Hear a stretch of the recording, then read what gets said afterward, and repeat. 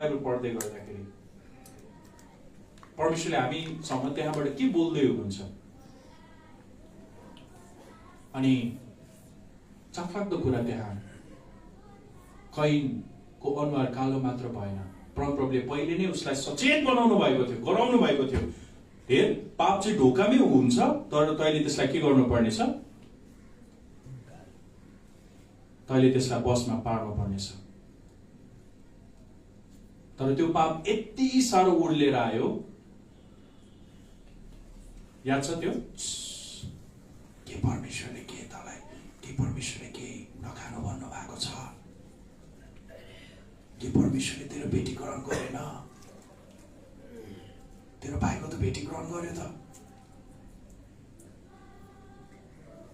परमेश्वरले तँलाई भन्दा बढी तेरो भाइलाई पो प्रेम गर्नु हुँदो रहेछ।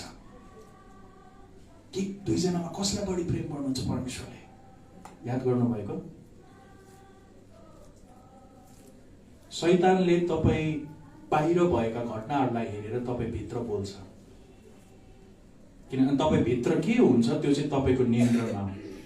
तपाईँले गर्न सक्नु भएन भने त्यसले बाहिर तहस नहस गर्छ।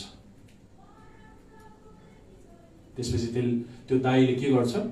उसको अनुहार कालो मात्र होइन, तर ती विचारहरू उसभित्र, अनि उसले आफ्नै भाइ हाबिललाई लगेर हिर्काएर।